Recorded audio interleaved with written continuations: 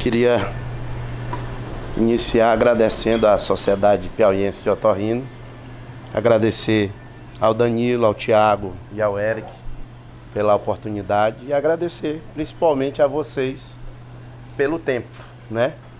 Por estarem aqui conosco hoje e discutir um pouco sobre um tema tão controverso. O que você pode falar quando você pensa em medicina do futuro, né? Precisamente, senhores, em 2017, um evento há simplesmente 132 milhões de anos-luz abala as estruturas e é sentido pelas sondas da NASA. 24 horas essa explosão chega ao telescópio Hubble e nós observamos uma dissipação de energia tão grande que serve para um estudo como se fosse o Big Bang, um simulador. Esse evento é conhecido como GW17817 e chama a atenção de todos nós para as constantes transformações que nós estamos a todo momento recebendo, mesmo sem saber. Um elemento, quando ele está dentro de um conjunto, ele não consegue avaliar o que está acontecendo. É necessário, essa é uma teoria de Gödel, que você saia deste conjunto para que você tenha condições de avaliar o que está acontecendo. Em 14 de julho de 1789, uma revolução, tal qual o evento astronômico, abala toda a humanidade. Há uma revolução silenciosa, as pessoas vão para casa, almoçam, as famílias estão à noite com o jantar, tem o seu momento, mas lá fora a burguesia toma o poder. Um rei, em 2 anos, será decapitado. Esse é um quadro do Eugène Delacroix que mostra muito bem esse período, que é a liberdade guiando o povo, em busca de um ideal, em busca de um slogan, talvez. E o Eric Hobsbawm, um historiador de Alexandria, ele traz para a gente que história é simplesmente entender o que ocorreu e não descobrir só o que aconteceu, né? Mas a gente faz essa contextualização dessa explosão solar, da Revolução Francesa, para a gente entender que hoje nós estamos passando por determinadas revoluções. É um chat GPT que chega para entregar determinadas funções, põe em xeque vários profissionais, responde provas que precisariam da destreza humana para fazer a inferência de uma prova jurídica, e isso está presente. Em que ponto desse tabuleiro da medicina do futuro nós estamos? E é isso que a gente vem tentar entender, ou pelo menos, tal qual a teoria de Gödel, sair desse conjunto para que a gente possa entender e assim conseguir planejar os próximos anos. Qual o impacto disso para a gente hoje, para o médico de hoje? Qual o impacto que isso trará para a nossa medicina? Quando se fala de um tabuleiro de xadrez, a coisa mais importante é que a gente saiba em que ponto nós estamos nessa guerra. Qual a nossa peça, o que a gente vai desempenhar para que a gente possa, então, entender qual é a nossa verdadeira autonomia. A medicina de hoje, gerenciada por planos de saúde, gerenciada por vezes, o governo determinando o seu valor, né, o seu preço, e não enxerga um valor. Então nós temos que estar sempre nos desafiando para que a gente faça o tão sonhado checkmate. O checkmate de termos na consciência desse tabuleiro a nosso real papel. E o real papel de entender isso, parafraseando aqui o Michael Gord, que é o CEO do Metaverse Group, imaginem vocês, os senhores, a cada um dos senhores que estão aqui, se nós tivéssemos a oportunidade de revisitar Nova York na época em que ela era apenas uma fazenda. E, além do mais, tivéssemos a oportunidade de comprar um pedaço de terra. Pedaço este que seria referente ao Sorro, um bairro hoje multicultural, um bairro que tem muitos restaurantes, apartamentos, de um poder econômico pujante. Observar esta assimetria é simplesmente entender que, se a gente se põe a olhar para o distante, talvez a gente possa sim usufruir do que essas novas tecnologias possam nos ajudar. E eu trago aos senhores essa história super interessante. O Go é um jogo chinês que tem mais de 3.000 anos. Esse jogo ele é executado num tabuleiro de 19 peças por 19. Se você calcular a probabilidade de você entender a movimentação, ela chega ao número de neurônios que nós temos e ela chega à quantidade de estrelas nesse universo. Então, utilizando esse jogo, que para os chineses é sinônimo de sofisticação e paciência, um jogo que demanda dos seus mestres habilidade em entender e calcular tamanha probabilidade, as posições que o seu oponente terá, esse jogo foi escolhido pelo Alpha para ser desafiado a elaborar um sistema de inteligência de máquina, um sistema de redes neurais que pudesse ancorar e ensinar um computador a fazer esse jogo. Eles se desafiaram, proporam o algoritmo e começaram a empreender numa das que foi uma das maiores batalhas entre o homem e uma máquina. Essa batalha ocorreu com o mestre chinês, a máquina ganhou. Ocorreu com um coreano que era considerado Keiji, um jovem de 24 anos, o maior jogador de Go da história da humanidade. Em 4 partidas, uma lágrima escorreu desse jovem. Ele perde e isso foi televisionado para 62 milhões de pessoas que colocaram em xeque os valores orientais frente a uma nova tecnologia ocidental. Isso pode parecer para a gente aqui um fato tal qual isolado a explosão da GW17817. Mas para a China, para o Partido Comunista Chinês, isso foi visto como uma afronta a valores tão tradicionais e tão arraigados dentro da personalidade da cultura chinesa. A China interpreta esse momento como um momento de disrupção, como um momento de enfrentamento e passa a investir em 5 anos o que os Estados Unidos investiu em 50 em tecnologia. Hoje a China é sinônimo de avanço, tem o sistema de identificação facial mais moderno do mundo e isso é utilizado como veículo de controle social. Convido os senhores a assistir este documentário, é um documentário do YouTube Originals, está disponível grátis, que traz um pouco dessa história. E esse é o jovem Keiji, que chorou, né? Então ele, no programa, ele mostra a lágrima, mas uma lágrima muito tranquila, assim, mas ali cai toda uma tradição frente ao computador. E o computador levou apenas 1 hora para derrotar ele. Continuando com as histórias, a inteligência artificial, senhores, você vê que uma vez instaurado um sistema de aprendizado de máquinas num jogo, que era um jogo probabilístico muito grande, isso venceu o homem e põe em xeque uma série de coisas. Mas isso não é tão novo assim. Em 1980, este matemático, o Jim Simons, utiliza da análise de dados, ele que era um professor doutor de equações diferenciais, probabilidade, ele utiliza disso para fazer cálculos estatísticos da probabilidade de ações darem certo. E você conseguir acertar aquela ação que vai lhe dar a maior rentabilidade.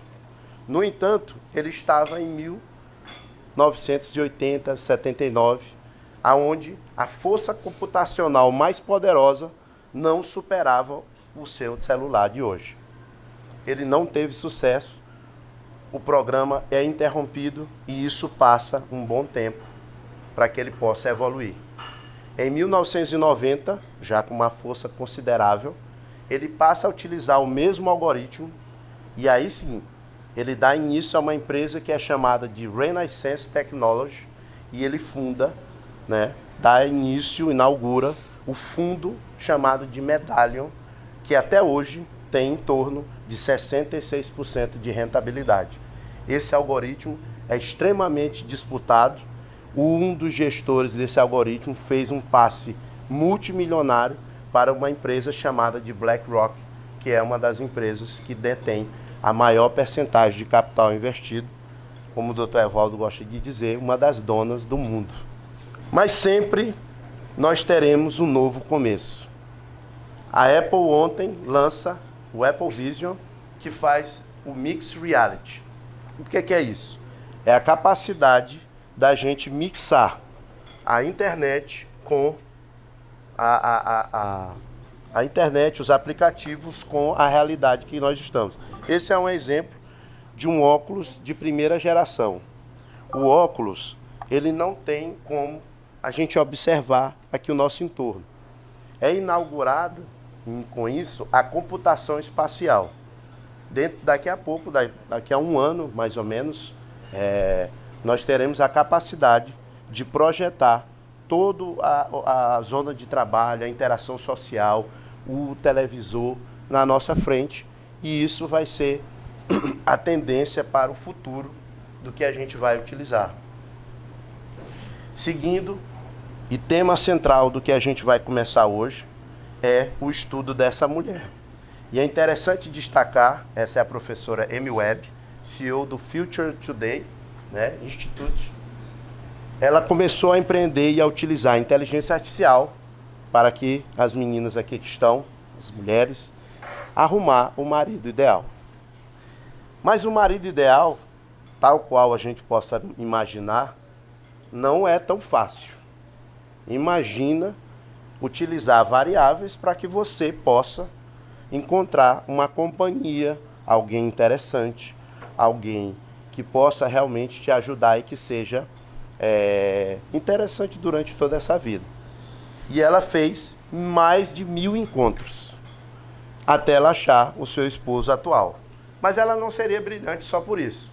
Amy lidera esse instituto que faz uma análise anual das tendências. E é por isso que ela embasa a nossa discussão hoje, por conta de um relatório de mais de 500 páginas, das quais saúde representa 89. Amy traz as principais tendências em tudo, em força de trabalho, em tecnologia, em saúde, em biotecnologia. É um material grátis, está disponível na internet e anualmente ele é revisitado e revisado. Uma outra sugestão que eu faço aos senhores é esse livro, Os 9 Titãs da Inteligência Artificial, também de autoria de Amy, onde ela vai tecer toda a evolução da inteligência artificial e ela vai fazer uma análise crítica de que nós estamos padecendo em termos de conhecimento para as grandes potências. Se nós não pararmos para ter movimentos de análise para o futuro, nós seremos ainda mais terceiro mundo. E nós estaremos na condição de lixeiro de dados. Nós faremos apenas o trabalho braçal dentro da tecnologia, que é selecionar a grande pilha de dados que vem aí. E a gente observa isso em cada desses monitores, que alguns dos senhores têm aí no braço, que são devices que estão apenas coletando dados. A Apple, mais uma vez, é disruptiva e traz, no próximo Apple Watch, um app capaz de avaliar a sua saúde mental. Será que você está tão bem, doutor? Esse é o relatório. E aí, voltamos à mesma questão. Isto não é mais novidade. Todas as grandes empresas investem e estão evoluindo cada vez mais rápido com isso. E esse é, resumidamente, o relatório. Então vamos lá. Algumas palavras-chave, alguns insights trazem à luz nesse momento. O primeiro deles é que a maior empresa em saúde do mundo será a Amazon. E por que eles dizem isso? A Amazon, ela investe hoje na compra de grupos de saúde, fez uma compra de 2 bilhões de dólares do One Group Medical. Ela criou para o seu Prime nos Estados Unidos o K-Pass, que nada mais é do que a entrega de 60 medicamentos, 60, por um valor de 5 dólares mensal. E o cara vai poder escolher quais dessa lista de 60 medicamentos ele vai receber no conforto do seu lar. Então, ela utiliza a medicina de nuvem para coletar os nossos dados e armazenar. Ela processa esses dados, ela emprega o médico pela telemedicina e ela te entrega o fármaco em casa. Esse é um grande vilão. A outra entendimento é para o capital de risco. As empresas de capitais de risco investem em startups médicas aos quilos de bilhões de dólares. Estão buscando assimetria, estão buscando controle. E lá na ponta está o médico tentando sobreviver. D2C. Muito se fala em quem estuda a área de business, né? Do B2B, ou seja, empresa a empresa, B2C, empresa consumidor, e agora vem a questão do D2C, ou seja, Directly to Customers. A própria Amazon funda esse modelo de negociação aonde ela não terá mais intermediário. Se você produz, processa e entrega, você detém todo o poder da cadeia. Muito é investido hoje nos apps de controle da saúde mental. E aqui nós todos fizemos o X errado. Talvez deveríamos ser psiquiatra, né? Porque quando você não está dentro do conjunto, você adoece por tentar entender tudo ao mesmo tempo. E essa vida do TikTok, essa dopamina fácil e rápida que a gente quer consumir a todo momento. BabySec, esse é muito interessante. O que é essa empresa? Essa empresa é uma empresa de biotecnologia genômica que já, agora, há 4 meses atrás no Texas, reverteu uma doença de Pompe por injeção enzimática intraútero. A criança que tinha no seu teste genético 98% de chance de ter doença de Pompe, nasceu sem a doença de Pompe. Não me perguntem para dizer o que é doença de Pompe, né? Eu não me lembro mais. Um dos maiores focos é as intervenções genômicas. O xenoprocessamento. Quem gosta do agro aqui, o agro vai mudar. Não vai mais se vender só a carne.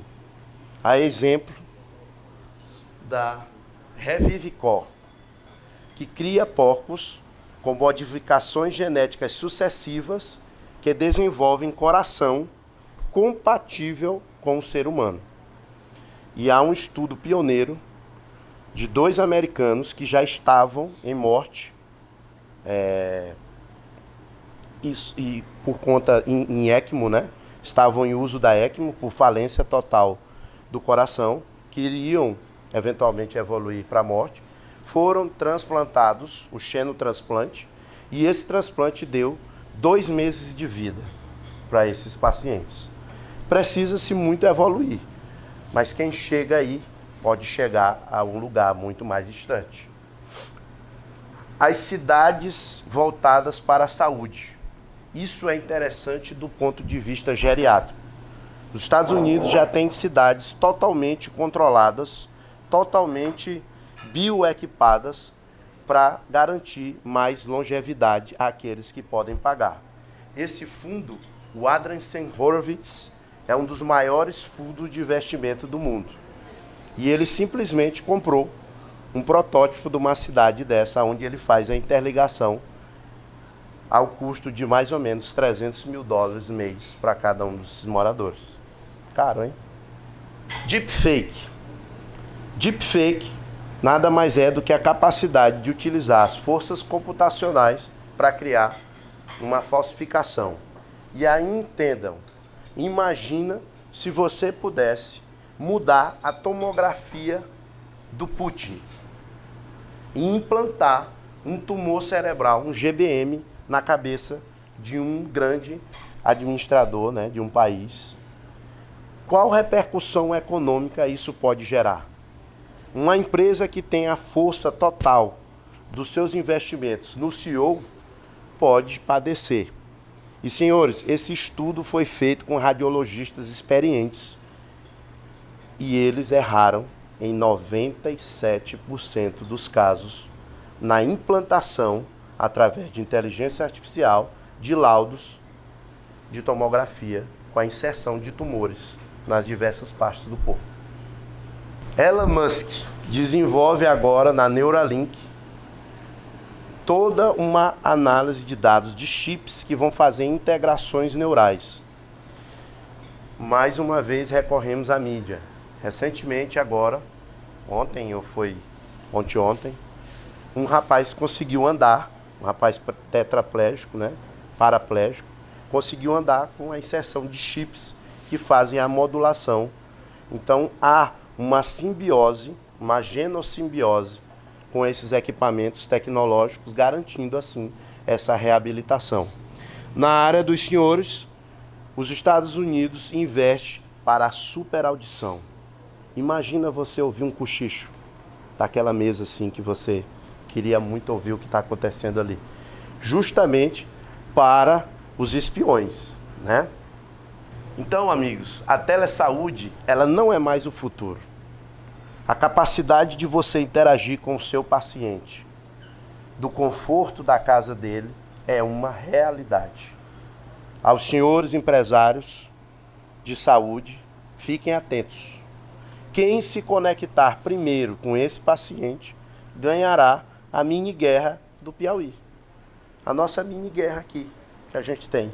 Amigos e tal, mas sempre querendo um vencer o outro. Não é verdade? Não?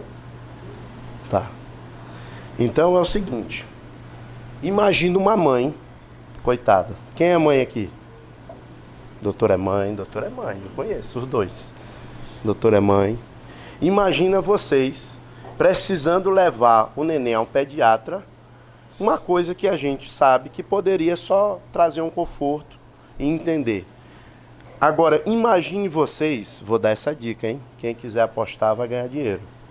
Se vocês pudessem criar um app que conectasse essa força de trabalho às empresas e essa mãe não deixasse de ir ao trabalho para que essa criança pudesse ir ser vista pelo pediatra. No mínimo, você já ganharia a paz, que é ver uma mãe mais calma. E aí você controlaria aquilo que é possível liberar e o que não é possível liberar. A medicina do trabalho vai evoluir para isso. E hoje em dia, nós vamos ter menos exames e mais sensores. Já vê que o Apple traz o sensor de eletrocardiograma, o sensor de saúde mental. Existe um aplicativo, um device de oximetria, mas que vê a apneia do sono, né? Acho que os senhores, alguém trabalha com sono aqui? É o OxyBlue, né? Você coloca, dorme, o cara diz lá tantos picos de apneia, né? No outro dia você já acorda, eu estou morrendo. Só que oximetria média 60. Interessante. E isso já está sendo vendido. Você pode comprar, cada um de nós pode comprar, ter o seu aplicativo, fazer essa análise, entendeu? Você vai pagar por vezes que você utiliza esse aplicativo. E a outra coisa é, esses grandes grupos de saúde vão fazer o faça você mesmo. Vão te enviar a maneira de fazer o exame, você irá processar o exame e dar o retorno para eles. Isso tudo, gente, calma, isso tudo provendo para esses grandes grupos a economia. Você vai fazer a deshospitalização desse doente. Cada vez mais será investido em deshospitalizar esse doente e poder, assim, economizar. A Enion Labs, ela é uma farmacêutica americana que interconecta cadeias de produção com essas empresas de tecnologia, fazendo essa distribuição baseado na sua necessidade. Conectada assim, a empresa de avaliação genômica, ela desenha e performa um fármaco à semelhança do que você precisa. A semelhança do que o seu corpo entende como self. No Brasil, a maior indústria farmacêutica, né, que está aqui nos ajudando, MS, tira a fotinha pro chefe, entendeu? Tira a fotinha pro chefe, é importante, tá? Não vamos falar mais, só a fotinha e tchau. Mas a MS é a maior e eu não botei aqui só para ser legal com eles, não. Essa indústria, ela sai na frente, são mais de 100 patentes. O João Adib vem aí, né? O movimento amarelo, mas fique de olho. Pessoal, resumindo, dê às pessoas condições para que elas cuidem de si. Se as pessoas tiverem condições de cuidar de si, você poderá tarifar esse pay-per-use em casa, vai diminuir os custos operacionais e vai expandir o lucro. Talvez essa seja a saída para o caos dos planos de saúde. Para quem não sabe, nós temos um podcast, tive a honra de trazer o Dr. Newton, e ele falou, a Unimed tem uma compressão de 3 a 4% de lucro. Como que nós vamos custear esses preços, esses excessos de exames, e que a gente possa criar para o usuário condições das suas necessidades serem atendidas, se a gente não consegue prover o tão querido lucro. Resumindo, gestão de dados está no centro das operações de saúde. Deshospitalizar já. A medicina será baseada em dados, em nuvens. Essas nuvens processarão, distribuirão esse conhecimento e a partir daí, com o aumento da eficiência da inteligência artificial, nós vamos extrair desses dados a informação mais precisa para que a gente possa, enfim, ter um cuidado baseado em valor. Quem entrega mais, quem cura mais, quem cuida mais, merece ganhar mais. Não é verdade? Esse metaverso, essa modificação, muito se falou de metaverso ano passado. Metaverso acabou? Não. O metaverso, ele é mais do que um lugar, ele é uma filosofia. A capacidade da gente integrar a realidade virtual, fazer um processamento para que a gente possa utilizar isso ao nosso favor. Na Otorrino, isso está sendo muito utilizado para treinamentos. Aqui, quem chegou mais cedo, o Dr. Paulo e o Hard, tiveram a oportunidade de ver um aplicativo genuinamente piauiense. Depois eu vou mostrar aos senhores um aplicativo de treinamento. Na minha área, a intubação orotraqueal e o ambiente de trauma. Mas na área dos senhores, as cirurgias avançadas de mastoide, aonde o residente possa fazer uma curva de aprendizado muito maior e quando ele vá para cima, né, do paciente, ele tenha muito menos impacto e erro e ele tenha mais assertividade e segurança no que ele está fazendo. Essas são curvas de avaliação em quem não tinha habilidades com a inteligência, com a realidade virtual e não tinha experts e noviços, eles compararam a evolução, ela é muito rápida. Essa é uma antromastoidectomia, uma simulação, e eles observaram que residentes médicos que participaram desse treinamento evoluíram com muito menos lesões importantes nessa feitura dessa cirurgia. Por quê? Porque ele sabia todos os passos. Imagina aí, doutora, a sua primeira cirurgia dessa, você vai lá, está nervosa, é um ambiente não controlado, você vai impelir um corte, drilar um osso e ali você tem uma estrutura nobre, uma carótida, um nervo, avançou demais, pega ali a cóclea. Então, isso tudo vai garantir o quê? Que os nossos médicos do futuro sejam mais confiantes e mais bem treinados, né? Ou pelo menos, imagina-se que errem menos. Agora, vocês façam um paralelo desta maneira de treinar com o app, com o device da Apple que está lançado ontem e imaginem você ir para a cirurgia com a tomografia sobreposta ao paciente. A lesão tumoral sobreposta ao paciente. A capacidade de ser mais assertivo nas margens cirúrgicas. A tecnologia vem para somar os nossos esforços. Na rinoplastia também não é diferente. Você utiliza para fazer, para guiar e ter mais assertividade. Senhores, agradeço e faço uma sugestão. Encontrem uma dor, trabalhem essa dor e assim vocês ganharão o mundo, tá bom? Para quem quiser, está ali o nosso Instagram, tá? Pode seguir, a gente vai manter uma conversa legal e ver, tá bom? Obrigado a todos.